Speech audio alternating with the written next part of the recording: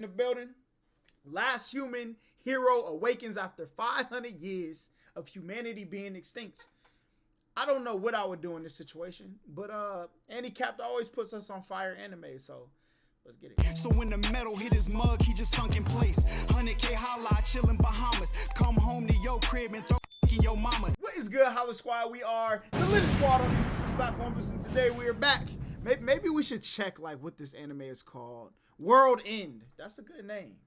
It's a good name for fits the title. You know what I'm saying? Let's check it out. For 500 years since the human race almost went extinct at the hands of the fearsome and mysterious creatures called beasts, the surviving races now make their homes, towns, and cities up on floating islands in the sky to keep out of reach of all but the most mobile of beasts. Only a group of young girls from the leprechaun race can wield the ancient dug weapons needed to fend off invasions from those dangerous creatures. Into these people's unstable and fleeting lives, where a simple call to certain death could come at any moment, enters an unlikely character who is our main protagonist of this story, called Willem Kemet, a mysterious man who lost everything in his final battle over 500 years ago and had awakened from a long, icy slumber. Unable to fight any longer, Willem becomes the father those kids never had, caring for and nurturing them even as he struggles to come to terms with his new life, in which he feels the pain of helplessly waiting for his loved ones to return home from the battle that his daughter once felt for him so long ago. Together, Willem and the leprechauns gradually come to understand what family means and what is truly worth protecting in their lives. In a flash forward, a young red-haired girl, called Kethalli, describes her love for a man before jumping off an airship to her death. In the present day, within a town inhabited by beastmen,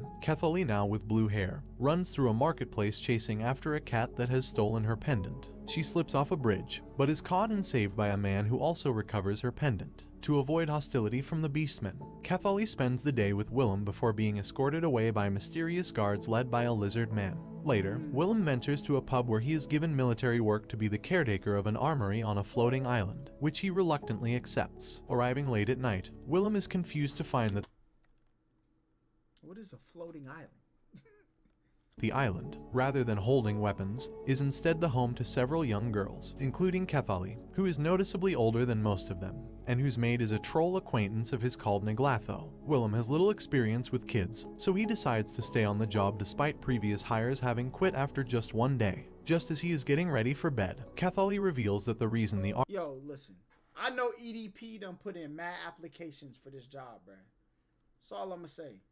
armory doesn't hold weapons is because the girls are the weapons. We then discover in a flashback, 526 years earlier, a teenage Willem is tended to by a young girl who refers to him as her father just before a grand battle. It is then revealed that Willem never returned home, and within a year humanity became extinct. Willem introduces himself to all the girls, but they cower from him due to never having spent time around men. He eventually befriends two of the ones Kethalli's age, called Ithia, and Nephrin manages to win the rest over by cooking for them. Ithia teases Kethalli for having feelings for Willem. While watching the girls play dodgeball, one falls off a small cliff and badly injures her head, only for everyone but Willem to act indifferently. Unnerved, Willem has a reluctant Niglatho tell him who the girls laughing with your head bust wide open is nuts. Actually are. 5 centuries earlier, humanity created 17 beasts that proceeded to exterminate humanity, leading their fantastical descendants to become the dominant species. Niglatho explains that the girls are leprechauns, who have replicated human behavior, and thus are the only creatures who are able to wield dug weapons. The only weapons able to kill the 17 beasts. However, their bodies are subsequently built to be expendable, and thus they have no fear of death. Ithia and Kethalli soon leave for several days to fight one of the beasts, but return safely, picking them up and encountering the lizard man again. Willem tells Ithia that he intends to stay with the girls because they remind him of someone he knew in a similar situation. While tending to Kethalli, she warns Willem that in 5 days' time, the beasts intend to launch a giant ball of energy which can only be destroyed by a suicidal charge from the girls, with her being the one to do so this time. As a final request, she has him kiss her goodnight. Kethalli goes back to sleep, as Willem remembers that someone, a red-haired girl named Lilia. Willem and Nephrin pull an all-nighter in archives looking for a way for Kethalli to avoid death. Upon discovering them in the morning, Kethalli rebukes them for trying to alter her fate, so Willem takes Kethalli outside for a sparring duel. With both wielding dug weapons, Willem handily defeats Kethalli, explaining that the leprechauns' unrefined fighting technique and their lack of knowledge about the dug weapons is what prevents them from greater success. This angers Kethalli, as it would mean their sacrifices were for naught, only for Willem to suddenly collapse from internal bleeding. Niglafo manages to stabilize him. I mean, she shouldn't like get mad because now he's there to teach you. At least you know you could, you know what I'm saying? Later at night, she explains to the girls that she found Willem's petrified state frozen in ice years earlier and managed to thaw and cure him. With Willem using a universal translator, they were able to discover that Willem is the world's last human, now known as a netwits and ridiculed by all other hypersentient species. Despite this, all the girls react to him with curiosity except Kethali, who in her distress flies away and meets with the lizard man, revealed to be named Limeskin. He reassures her that Willem is simply trying to push against her nature, but advises her to act as she desires. Kethali returns to the island, where she discovers Willem performing maintenance on her sword, and he explains that dug weapons are made from people's wishes. She decides to accept Willem's offer of properly teaching her. At her request, she also asks for Willem to make her buttercake should she return safely, unaware that Willem had been promised to have the exact same thing by the girl who saw him off before he left to fight the beasts. Kethali, Ithia, and Nephrin then leave to go fight the beasts. Over 2 weeks after Kethali's group left, Willem continues to watch over the girls, but begins experiencing nightmares that the trio have all died on their mission. Eventually, one of the girls, called Tiet, has a special dream of her talking to someone unfamiliar. This dream, called a harbinger dream, requires a checkup immediately afterwards. To do this, Willem and Tiet travel to Corna de Luz, an island where human-like creatures and beastmen live in harmony, for Tiet to get checked at a hospital. As the island was the filming location for several romance films, of which Tiet is a fan, Willem and her go on a minor sightseeing tour of various film locales. After concluding their tour at a famous statue of the city's founder, they witness beastmen attacking the shop of another beastman for an unknown reason. However, Willem covertly intervenes, allowing the former to be arrested. While Tiet gets her checkup, Willem talks. And the crazy thing about that is they probably all hated humans because humans were destructive. And look, they end up being the same thing. Like slowly but surely, it's the nature of life. Alright. To the head doctor, who tells him that the harbinger dream is said to be an indicator that a leprechaun has reached the age of maturity and can fight in combat.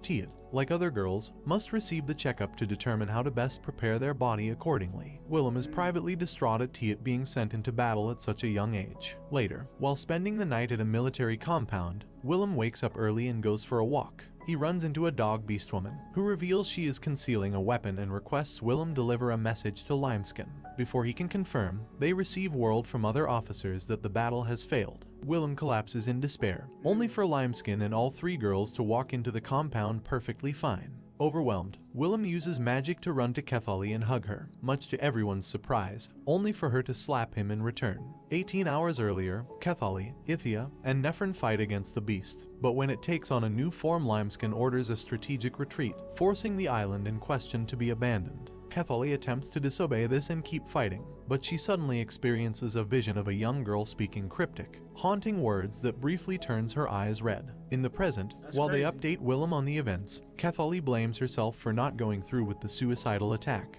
but Nephrin consoles her. They are interrupted by the dog beast woman Willem encountered, revealed to be Limeskin's friend's daughter Fyra. She gives Limeskin evidence of death threats against her father, Corna de Luz's mayor, due to his support of racial integration, by a group of supremacists known Corna de Luz's mayor, due to his support of racial integration. Of death threats against her father, Corna de Luz's mayor, due to his support of racial integration, by a group of supremacists known as the Annihilation Knights. She asks for military support at an upcoming rally, but everyone in the room, though sympathetic, declines due to Listen, I went to this thing in Atlanta. If you ever come to Atlanta, please, you know what I'm saying, visit it. It's called the Humans' Rights Museum, all right? All I'm saying is just go, all right?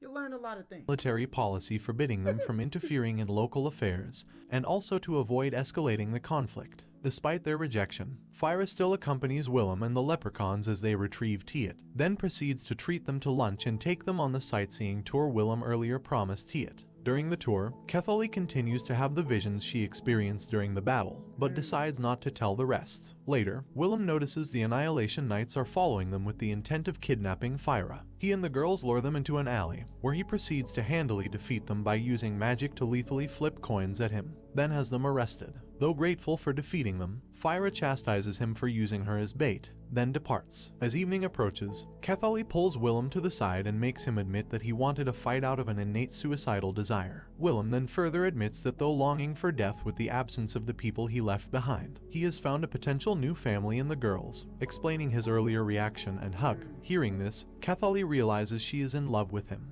Just as they are about to leave, Willem is approached by an officer who tells him that someone called Sawang would like to meet with him. Recognizing that name, Willem sends the girls home without joining them. Kethalli and the other fairies return to the warehouse, while Willem went to meet his old friend, the great sage, Sawang, who fought alongside him in his old life, and is still alive for centuries by a self-inflicted curse. The two of them reminisce about the past. Sawang So he's not the last.